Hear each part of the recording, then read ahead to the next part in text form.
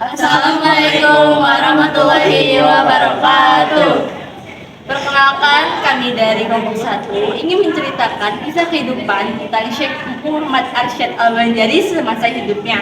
Sebelumnya, perkenalkan, nama saya Andin Deniusin dan rekan-rekan saya. Perkenalkan, nama saya Yeni Amelia. Nama saya Melia Java. Perkenalkan, nama saya Denisi Pitasari. Saya Glenn Novita Arvin. Perkenalkan, nama saya Kaisar Syalfatir. Dan teman-teman saya yang lainnya yaitu Nazwa Ali dan Radi Rizky.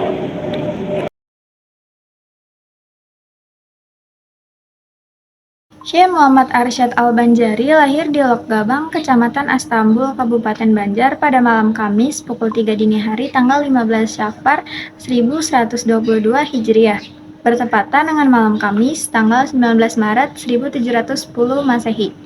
Syekh Muhammad Arsyad Al-Banjari dilahirkan dari dua orang ibu bapa yang bernama Siti Aminah binti Husain dan Abdullah bin Abu Bakar. Saat dilahirkan, Muhammad Arsyad melewatkan masa kecil di desa kelahirannya, Lokgabang, Martapura. Sebagaimana anak-anak pada umumnya, Muhammad Arsyad bergaul dan bermain dengan teman-temannya. Namun pada diri Muhammad Arsyad sudah terlihat kecerdasannya melebihi dari teman-temannya. Begitu pula akhlak budi pekertinya yang halus dan sangat menyukai keindahan. Di antara kepandaiannya adalah seni melukis dan seni tulis. Ia mendapat pendidikan penuh di istana sehingga usia mencapai 30 tahun. Kemudian ia dikawinkan dengan seorang perempuan bernama Tuan Bajut. Baik, di sini saya akan menjelaskan mengenai ketika istrinya mengandung anak yang pertama, terlintaslah di hati Muhammad Arsyad Al-Banjari suatu keinginan yang sangat kuat untuk menuntut ilmu di tanah suci Mekah. Maka disampaikannya lah hasrat hatinya kepada sang istri. Selama menuntut ilmu di sana, Syekh Muhammad Al-Banjari menjalin persahabatan dengan sesama penuntut ilmu seperti Syekh Abdul Somad Al-Falimbi, Syekh Abdul Rahman Misri Al-Jawi, dan Syekh Abdul Wahab Bugis sehingga mereka dikenal sebagai empat serangkai dari tanah Jawi atau Melayu. Setelah lebih kurang dari 35 tahun menuntut ilmu di Mekah dan Madinah, timbullah niat untuk menuntut ilmu ke Mesir. Assalamualaikum warahmatullahi wabarakatuh. Perkenalkan, nama saya Nazwa Nurisma. Nah, ketika niat ini disampaikan dengan guru mereka, Syekh menyarankan agar keempat muridnya ini untuk pulang ke Jawi, Indonesia, untuk berdakwah di negerinya masing-masing.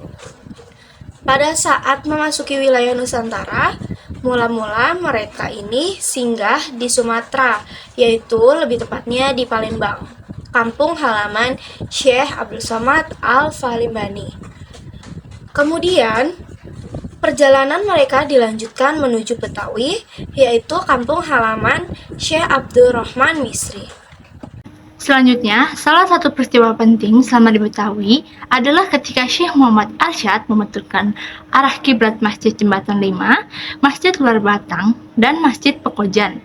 Untuk mengenang peristiwa tersebut, masyarakat sekitar Masjid Jembatan 5 menuliskan di atas batu aksara Arab Melayu bertuliskan bahwa kiblat masjid ini telah diputar ke kanan sekitar 25 derajat oleh Syekh Muhammad Arsyad Al-Banjari pada tanggal 4 Safar tahun 1186 Hijriah.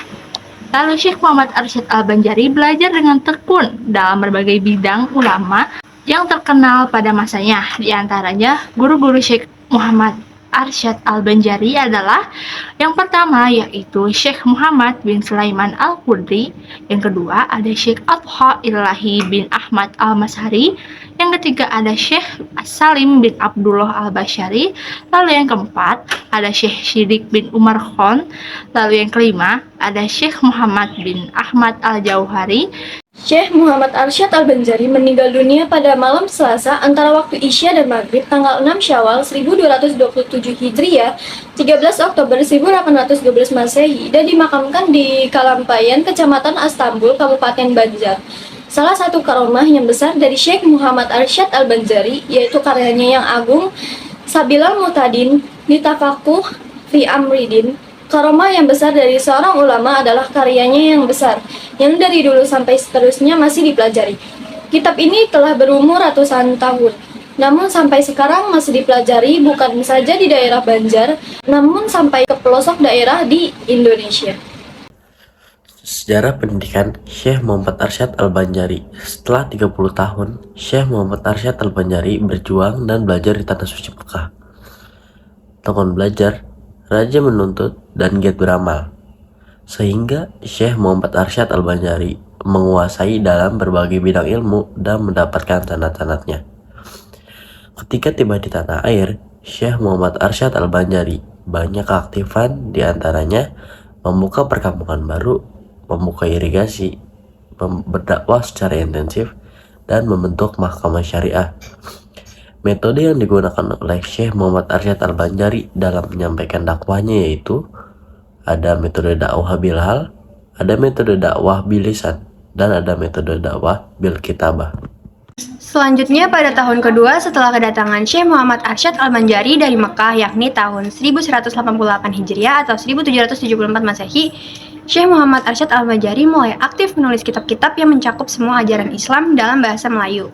Menurut Haji Irsyad Zain, dalam bukunya Maulana Syekh Muhammad Arsyad Banjari, karya-karya Syekh Muhammad Arsyad Al-Banjari ada 11 macam, yaitu yang pertama ada Sabilal Muhtadin, yang kedua kitab Faraid, yang ketiga kitab Falak, yang keempat ada kitab nikah, yang kelima Luqatul Ajalan, yang keenam Fatawa Sulaiman Kurdi, yang ketujuh kitab Usuluddin, yang ke-8 Tuhfaruddin Ragibin, yang ke-9 adalah Qaulul Mukhtasar fi Alamatil Mahdi Al-Muntazar, yang ke-10 ada Kanzul Ma'rifin, dan yang terakhir yang ke-11 ada Mushaf Al-Quran Al-Karim. Kitab An-Nikah karya Syekh Muhammad Arsyad Al-Banjari diterbitkan oleh Yayasan Pendidikan Islam dalam Pagar Martapura, Kalimantan Selatan, yang disalin dari naskah aslinya oleh Abu Daudi.